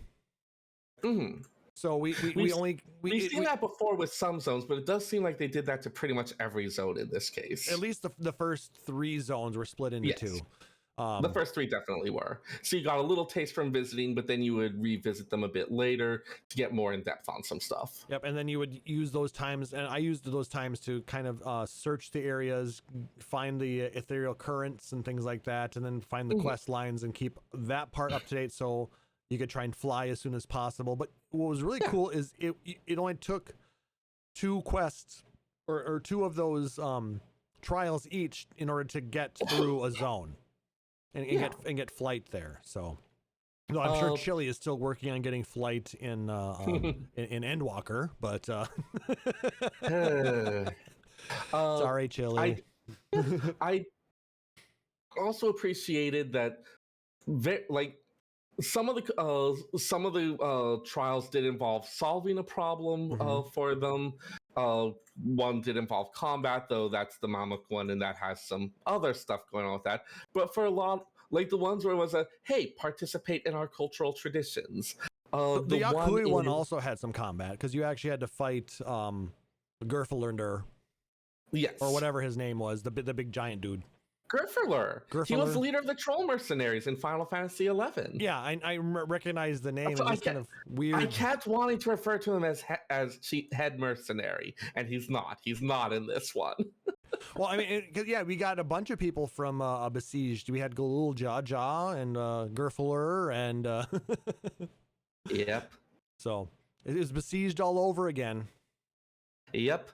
Only they're nice now. Exactly. And I thought, that how those pieces were presented to us and how we slowly learned about the land, that was fun. I enjoyed that. It made for very nice story. Seeing how one area of had they were the bird people had the reeds and things like that, but in the highlands they were doing mezcal. Yep. With a lot of the various again, the South American rifts, so you've got a lot of the various signature products, the animals. I did love in which one? It's not Urkapacha. It's not. I think it is in Yaktel. Yeah, in the northern area where the trial involves learning about and cooking one of their big cultural dishes. Like that was 100% me content. Oh yeah, the God, why can't I think of the name of it now? But yeah, that dish. That was fun. Yes. Based on an actual dish, which is and they even talk in game about the culinary traditions that combine to create it, which does fit with the actual real world dish. And so again, big props to whoever on the various writings and lore teams are paying attention to those cultural elements. Serious question for you now, Seyrr. When that part of the quest started, did you go, "A la cuisine"? I did not. I was disappointed too focused in on you. other stuff. All right, all right, everybody. I'm looking for a new co-host. This one is not working anymore. I am not the goddamn host. I'm one of the participants. I do not start the battle. I am focused on my preparations. I did appreciate that during that section, Kryl does have different lines depending on whether you've leveled Culinarian or not. She actually asks for your help in the preparation of the food. I'll also take this moment, since I brought up Kryl, it was interesting to see the usage of the various characters in it. One thing I ended up doing was, although it's not a perfect measure for how much someone gets used, I took a look at duty support and how often each character is available, how often they participate in the combat stuff. Wook-Lamont and Kryl are by far, they're available in pretty much every duty support, which, no surprise there. This is, Wook-Lamont is our shonen protagonist hero. And this is Kryl's breakout episode, so... You gotta have her in there, and they're trying to, show off Pictomancer. Yep. So yeah, no surprise there. Alice was actually the next most, and significantly more than Alphino. And there are spots when she is actually the healer. Yes, Alice has very unexpected in the duty support, but I appreciate that they're willing to be a little bit more flexible with okay, yes, she's Yes, she's a red mage, but she's not necessarily the exact same kind of red mage as you. She can pull out some healing spells more often, just so they don't have to keep shoehorning in the same people over and over. Exactly. To establish healing. But yeah, because I basically went through the entirety of Dawntrail using duty support. So I played through with trusts. The only time I played with other players was the last dungeon and the last trial. Oh no, I used duty support even for the last dungeon. Well, I tried, but the first time I tried it, I ended up failing the first fight 3 times, and I had to quit. So I said, okay, screw this. I am gonna go through Alexandria with players. Is this where I start being smug? No, I think this is where I start being smug. I was just not focusing very well that day. Oh, okay, yeah. Yeah, no, it's fine. But yeah, so I'll say significantly more than Alphino, because after I'll say Grahatia was actually the next most frequent. Mm-hmm. And then the other scions, as well as the other claimants who do help you out on trial, all of them only appeared once. The twins, Grahatia, Wuklama, and Kryl are the only ones who you get to have more than once. Because they're also on Team Lamatier. Yes. Like even in the ones where I'll say wasn't available as a combatant, like in that first dungeon, she's shown to be fighting on the boat and helping Erenville with boat repairs after. So even though she technically wasn't part of the duty support, she still is. So like as I said, it's not a perfect measure, but it feels like a reasonably good proxy for. And with that, I was surprised that they gave the twins unequal time in that they were actually willing to split them up a bit. Alphino had Heaven's Word as like his largely starring type thing. It was only in the post Heaven's Word quest that Alcé started coming in. So giving her a little bit of time to shine on her own felt kind of nice. I mean, she was very had a lot of focus in Stormblood though, because she was red mage. Yeah. So I mean, it makes sense. And then he got a little bit more once he switched from Arcanist to Sage in Endwalker. Yeah, Shadowbringers they had felt like kind of similar amounts. They were the same amount at that point, because that was actually, wasn't that when they didn't that was like the beginning of the biggest when it was used in dungeons, I think. Wasn't that when it started? I mean, that was the introduction of duty support. Yes. Mm-hmm. They backfilled it later. Mm-hmm. So I honestly haven't done the earlier dungeons with duty support, so I don't have as clear a feel for how much they make use of the availability of them. But definitely it does feel...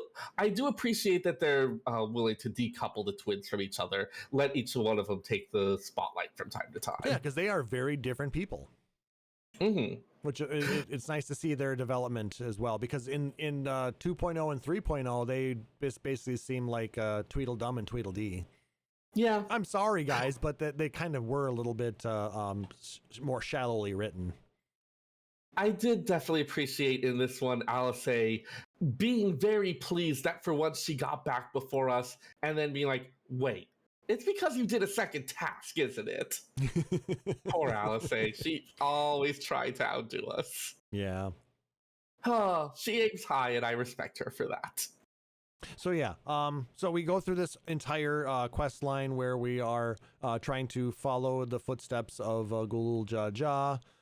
We learn that especially in the last task where we are supposed to fight the shade of Gulul Jaja at his prime, mm-hmm. and how Zoral Ja, the first, what do they call him? The Resilient Son.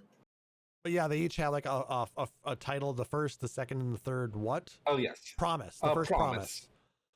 Yes, based off of their order of siblings, I think, because yes. Zoral Ja was his first son, and then it's noted an especially unusual one because typically blessed siblings, the term for two-headed Mamul Ja, they're typically infertile. Yep. So the fact that Gul Ja was able to give birth to a son who combines the traits of two different Mamul Ja subtypes, like, big expectations for that kid right from the beginning. Yep. And that part of it really you see later on.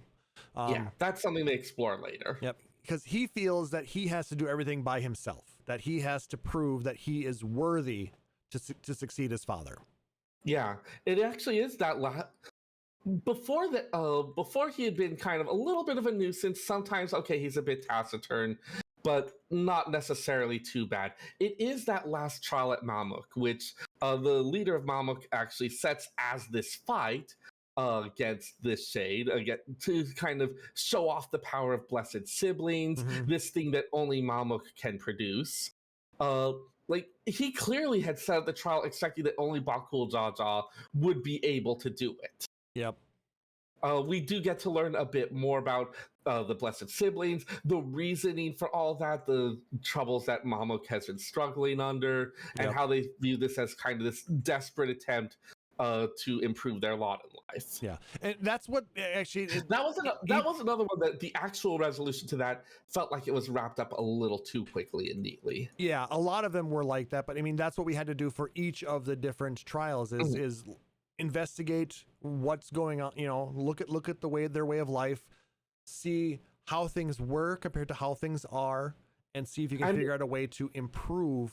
The things. It's not always an improvement with the Pelu Pelu. We just needed to make a sufficient amount through trading. Yeah, but I mean, but if you look at we needed to capture an alpaca, which the easiest way to do that was to get a good quality saddle, which had us taking on. I mean, like the whole trade game. Zoral Jaw just went out there and intimidated the fuck out of a golden alpaca. Yep, the rarest of rare. Yeah. But yeah, I would say we're not necessarily solving a problem. We're doing what something that each of them asked us to, which often was solving the problem. But it was whatever they thought was appropriate, whether it's hey, solve this problem so we can so that we're willing to believe you're a leader that could take care of us, or do this other thing that proves that you get what we're about. Yeah, like the first one where you have to end up having to make the improve the reed harvest because they're it seems like it's their words. Yeah. Sorry. So their yields are low and harvests are poor. Yeah, their agricultural yields are low for a staple crop that they use for food, for their houses, like for everything. Yep. I have noted some people have made criticisms that why if this was so important, why did Ghoul Jaja not fix it? Why did he wait for? And I do want to note that the various communities were allowed to decide for themselves what the nature of the trial would be. It does seem like this was something where it was starting, it had not become a full-blown problem yet, and so the leader of the Hanu was saying, okay, well, this is something you can work on and try to solve. If none of them had been able to, I imagine would have gone to Ghoul Jaja for it. Yeah, but we ended up discovering that their celebration, which they were skipping that year due to the low yields, was actually what was helping them with their high yields. Yeah, the Harvest Festival has had a kind of magical ritual component that unknown to them. This was information that had been known in the community but lost over time. But it actually did have an impact on the agricultural yields. It helped prepare the fields. Yeah, based off the idol had some things that would basically take in the aether of the people there and would then go out in a kind of like a blessing. Yeah. So yeah, lots of different ones. We've got the Pelu Pelu, the Hanu, the Yakoi. We have those the Zibruk or Zibruk. God, I am so bad at the pronunciation on some of them, and it's especially anything in Dawntrail, where it's okay, these are based on indigenous American words. I'm bad at pronouncing all of these. Yep. Maybe I need to work on my understandings of some other people. But yeah. Anyways. Going through all of that, we're basically discovering as we're going through the storyline, we're discovering problems that they maybe weren't aware of, and using that to try and see if we can use that to improve their station and understanding and pass the test. And I liked some of the way that was written out. I thought it was a lot of it was clever. I thought. Yeah, there was also a conversation that we have with Ghoul Jaw early on. He has a fight against us because dude's a total battle freak. Absolutely. Yeah, but talks a little bit about how, as far as he's concerned at the moment, none of the candidates are fit to rule. Mm-hmm. And part of the goal with this is to see who can be sculpted into one. Yep. Like Wook Lamont, for all of her stuff, she ends up acknowledging a couple times that she's weak. She's lived in the capital her whole life. Yep. She talks about loving the people, but she doesn't really actually know the people that much yet. And so for her, one of the big focuses of her journey is getting to meet these people, learn about their ways of life, understand their struggles, and through that try to find those solutions. And realistically, very shonen protagonist again. Only her and Kona are really understanding that. At least it took Kona a little bit of time to get that part of it. Yeah. But this also incidentally is why after I heard that, I was a lot less bothered about the fact that Thancred and Urianger were helping him out. Because no one's actually ready for this. If no one's actually ready and we're looking to sculpt, picking one candidate is as good as another. I'm okay. And I mean, like, they also were like school chums, or not, they weren't school chums, but he was calling on school connections to get them. Yep, and those two were hand selected because of their experiences. Yep, but they were selected by the forum, I believe, studio, right? by the forum, yeah, not by Kona himself. No, whereas Wook Lamont did her own work, and I think she asked Aaronville. Yeah, and Aaronville, he was like, "Well, we got this Warrior of Light guy."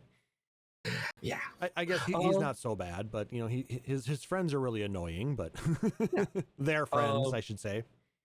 But so yeah, first half largely focusing on that journey, on that kind of Wook Lamont's being made into this person who can be a ruler. Yep, and the fact that Wook Lamont is the only one to complete all of the trials, because Kona actually abandons his claim to it in the last one when he realizes that his sister is actually probably the best choice at this point.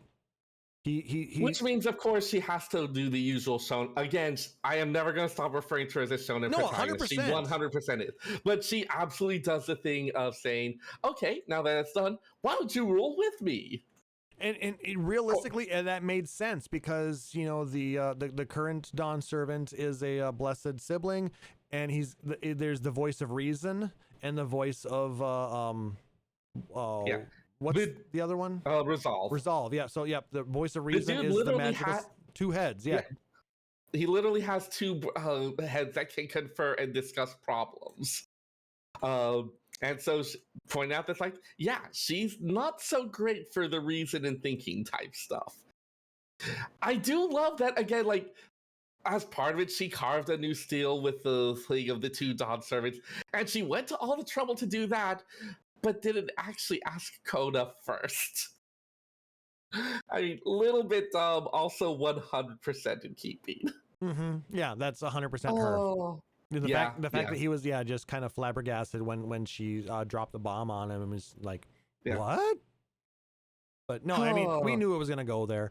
But the fact that Galul Jaja then dropped the bomb that the voice of Resolve had Reason had passed 2 years ago. Yeah, like, great cover up. Because I mean, they were just saying he was sleeping. Yeah, I know there have been a lot of questions about, okay, how does the biology of blessed siblings work? Because you have this one that apparently is dead, or is it like brain death, but apparently is not necrotizing the rest. How does that even work? Yeah. Anyways. Unsure, but... So yes, big triumphant finish. Note that the actual goal, although it was the ostensible thing was to visit all these people, do the trial. The actual goal was to find the Golden City, which is the Golden City of Legend. That was the thing that brought us here. And what did you think about the twist that Kryl came from there? Oh, that Kryl was from that reflection. Yeah. At the time, I was a little bit like, okay, why are they adding this element in? later on, so it turns out that they played a goddamn long game, and even stuff like fucking Aloe Island, which I was like, okay, this is just a cute, fun side thing that's adding some additional life to the world and doing little fights. It's like, nope. Turns out that's massively MSQ important, bitches. Yeah, because it turns out that back in the third Astral era, they had no. or when was it? Fourth. Okay, I was close. So after the Alligans, these the little people, here we should probably go back a little bit because we're jumping to something. Okay, go ahead. But yes, pretty much at the time I was a little bit like, I don't know about this. This feels a little bit like okay. And then found that like, no, this was something that they'd actually planted seeds for, that there'd been hints about stuff going way back. So, but in the moment, I was a little bit like, okay, they're throwing in a swerve here. Not entirely sure why. But yeah, actually finding the Golden City, finding that it goes to another world of some sort. This being we know it's another reflection. Yeah, this being a problem to take care of later. But I think it's just weird now that there are two ways to get that there are different ways to get to other reflections. You know, because we got the void portals to get to the 13th. There is the way that we were pulled over to the first back in Endwalker, and then now we've got these portals to another. We don't know exactly which reflection this one is. We know it's a thunder reflection. Not sort of. Well, that's it. After a calamity, it became a thunder reflection. Well, the calamity was not consummated. That is the important thing. The place did not get destroyed. Yeah, this was one of the ones the Ascians had cooking when we exploited them. So, is it maybe like the 2nd, the 12th? In fact, Ishtola explicitly says the only way we're gonna know is if we find an Ascian and ask them. So good luck on that. Well, we can go back in time.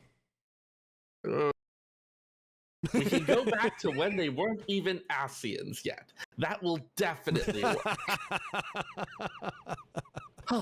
So anyway, yes, after the coronation, we do go into the kind of second episode, which again, the Stormblood comparisons, where we kind of had two episodes: the Hingan stuff and then the Alamegan. Here we have the exploration of south and then north.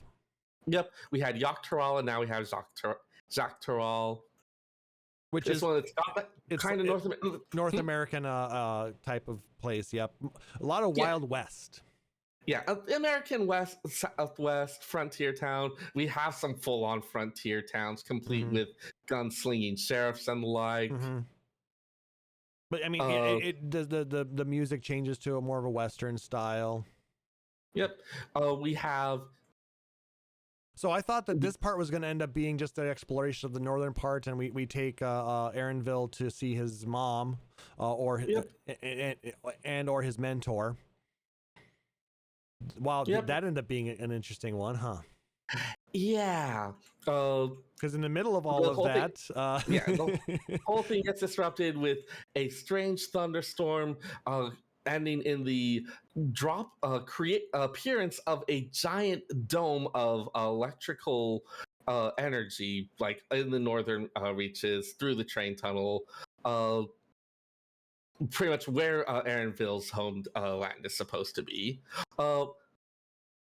Entire sequence around trying to prepare the train systems of the area to be used as a massive ramming weapon, which that is definitely one that people have had. There's differences in how well people received it, whether they enjoyed the whole montage and the preparation of it, whether they felt like it was a bit too much. For me, I thought that the oddest part was the time compression differences between the source and this new combined bubble that ends up getting placed in that northern area. Yeah, that was something where, in fact, because once the dome appears, eventually, no one's able to pass through it, and after a bit of time, we have attack forces coming out of it. Well, we had the attack forces coming right afterwards because then a number of weird soldiers end up attacking Tulioli and killing and absorbing the energy of its people. Yep. Right, which is what necessitates the trying to break through. Correct. And all of this ends with Zoral Ja getting initially defeated by his father, but then he comes back to life, goes Super Saiyan, and kills Galul Jaja. Yeah, it appeared with like this strange new equipment, looking like it kind of had again that Mesoamerican warrior look to it, but with a very weird technological bent. For a second, I thought we were going to get re-raise. Re-raise bangles? Yeah. Yes. Because re-raise hairpins, I can stay back in FF11. I'm good. But I mean, that's basically what they ended up having, and we learned about what that stuff was. That was the whole effort of using the train to break into through Zoral Ja's base into the Thunderdome, finding a greatly changed land inside, one that. Seyrr, can we go ahead and put a pin in it right here? We're at about we're an hour 45. Oh, and I know we have at least 30 more minutes of discussion because I really want to talk. Stop it here because there's a lot to talk about here as well. Really, each of these could have been its own expansion if they wanted to devote a whole thing to it, or at least their own patch. Yeah. I mean, we could have had the expansion be the succession story. And then the patch be the appearance of the Thunderdome and 7.1 could have been Zoctoral. 7.2 could have been Alexandria. Yeah, I debate a little bit the pacing, but yes, you could have done something like that. I mean, if they had maybe expanded out a little bit on some of the quests in that first half of it. But... But yeah, like, God, we managed to do that much just talking about effectively the first half. Just, a lot of shit going on. Yeah. I mean, and we want to hear from you guys, too. What are your thoughts on how the story went? Was the pacing good? Did you enjoy the quest lines? Did you enjoy how the story built up to its... Were there characters that you thought could have used more focus, that you thought should have been done a little bit differently? Do you want to totally get rid of... Are you Team Lamatier, or do you want her to go away? Are you a loyal member of the Honeybee Lovely fan club? Oh, you'll learn about her, Klauss. You'll learn about her. And then you will bend the knee to our queen. Well, on that bombshell, I think we're going to go ahead and do it for this. That's going to do it for this episode, guys. If you liked what you heard, please make sure to like, subscribe, or follow us on Apple Podcasts, YouTube, Spotify, or whatever your preferred podcatcher is. And if possible, leave us a rating or review. It helps other people find our show and lets us know how we're doing. If you're really digging the show, please consider subscribing here at twitch.tv/PhoenixDownRadio, where you get access to a number of subscriber-only emotes and badges. Or you can support us out on Patreon, like our benevolent overlord Aurora Fenrir, our resident slacker Nick Nar, or our secret of nevermore Ravenheart by going to patreon.com/PhoenixDownRadio. All proceeds go towards growing the show, cover things like hosting costs, allow us to improve and upgrade our equipment, as well as do some fun things like giveaways and contests. Whatever your support is, whether it's likes, tweets, retweets, follows, subs, donations, joining the Discord, whatever, we greatly appreciate that because we love interacting with you guys. If you want to check out our backlog of podcasts, you can go out to our website, PhoenixDownRadio.com, where we have all 203 podcasts, as well as a couple of special episodes that you can listen to. If you have questions, comments, snide remarks, or just want to say hi, you can email us at podcast@PhoenixDownRadio.com. And if you want to join our Facebook group, you can go to Facebook.com/PhoenixDownRadio. Shout out, Seyrr? Don't shout out Honeybee Lovely. Don't shout out Honeybee Lovely. Don't shout out Honeybee Lovely. You'll see. You'll see. She is the queen of our hearts, or she will end you. I'll go ahead and shout out Honeybee Lovely. God. Sorry. God, complete derailment. Mission I completely accomplished. everything I was thinking. You're welcome. I'll go ahead and shout out my friends who went to Gen Con with. Thank you for making everything a little bit less scary. I have done so little traveling. I barely ever go outside of California. So like traveling like 3 time zones and like. Well then, Seyrr, I strongly It recommend was honestly scary. if you have time, come to Minnesota. Seriously, Nick Nar and I will show you around. We'll have a good time. You can stay here. You don't have to no hotel. It'd be great. Like in the days before, I threw up 2 full meals just out of sheer nervousness. Damn. We need to get you out more, Seyrr. My parents both have various amounts of anxiety disorders. We usually didn't take trips that weren't within a day's travel of home. If we did, we could tell exactly when the midpoint was because that would be the exact day my dad would suggest going home early. I want to be better at it, but oh my god, I am lacking the experience. Which, I mean, I guess you get the experience by doing the thing and then throwing up a bowl of ramen and yeah. Come on, Loudon Mathieu, let's get out there and explore the world. To adventure. Scary adventure. But big shout out to all my friends who made the whole thing really fun, who even with that anxiety made me absolutely decide to sign up for the next one as soon as I got back. Nice. I also have I picked up a really fun political board game for that friend of mine who's on city council around here. Oh boy. I cannot wait to horrify him with it. So Excellent. Yes, big shout out to all of you guys. Could really love to have it. Big shout out to everyone here. Like, also shout out to Moose who decided to hold off on doing his first Arcadian run until I got back because I said, "Hey, it's really fun and I want to do it with you." Oh. I don't think he's necessarily as concerned with the gear, but even then, it was really nice that he cares enough about that to be like, "Yeah, I'll go ahead and hold off. I will induct him into the Honeybee Lovely fan club. It will be great." Moose, run. I mean, yes, you absolutely should. Yeah. I have to shout out to everybody listening out on the podcast, joining us here live at Twitch. Our Patreon supporters, thank you so much for all of your support, for listening to us, for continuing to come back and listen to us, almost 9 years later. Yeah, September 15th, or 2 weeks, 3 weeks. We're going to be 15, or we're going to be at our 9 years. That's what it is. I can't number today, but I can't brain today. My everything's kind of mush, but no, we love you. Please just know that. Shout out to Seyrr for continuing to be here. Shout out to the Foo Fighters for putting on an amazing show. It was a lot of fun.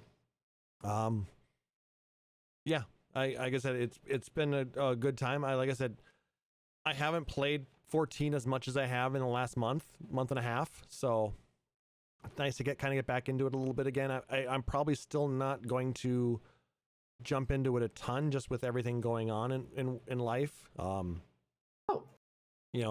Gaming is taking a little bit of a backseat to me, because I've got a lot of other things that are much more important that I need to take care of. I got a girlfriend and a dog and a very... and your dog needs a girlfriend. No, he doesn't. Aw. Fine, your dog needs a boyfriend. No, he doesn't. Wow, homophobic. No, I'm not. Okay, no. We don't have room for another dog. Ein is enough. Like a side, literally, Ein is enough. You're terrible. In both aspects, it's true. It could be like a side piece. No, we're only getting one dog right now, okay? The other dog would not be moving it, and they wouldn't be even leaving a toothbrush over yet. I'll let you guys know how I ended up doing in the corgi races. Yes. Yeah. Also, quickly, just wanted to shout out Alchalant for getting that Savage clear on the Arcadian. Oh, nice. Congrats. Yeah, really nice stuff. No, I watched the videos. Really fun to watch. Really good job doing that. Pretty quick, too. I was not expecting people to be clear. It does feel like the Savage tier is maybe a little less crazy, but Honestly, there's some fun mechanics, and the music is still absolute bangers. It was a big shout out to you, Alshalot. You did a great job there. day one clear, wasn't it? Yep. The world first. There were like 4 major teams that were running that I saw, and the difference in time was all within the same Eorzean day was the way that I saw it. Yeah, I want to say it was within 10 minutes of each other. Yeah. So yeah, congratulations to the world firsts. Congratulations to everybody who's been playing it, and thank you to everybody who's continuing to support us here at Phoenix Down Radio. We really do appreciate it. Jump into our Discord sometime if you want to join the community and add your voice to this wonderful group of people that we have gathered together. Shout out to Gather Together, I guess, too. So because they're a lot of fun. But for my co-host, Seyrr Timono, I am Klauss and Seyrr, wishing everybody a wonderful evening. Thank you so much for joining us, and we'll continue this on our next episode. Take care. Phoenix Down Radio is a production of PhoenixDownRadio.com and Illusion Productions. Final Fantasy XIV and Eorzea are trademarks of Square Enix. In-game content for Phoenix Down Radio is the copyright of Square Enix. Open music for Phoenix Down Radio is provided by Guilty Gear Rock You. Check out the Middle Chocobo theme cover and many other music videos at youtube.com/Guilty Gear Rock You.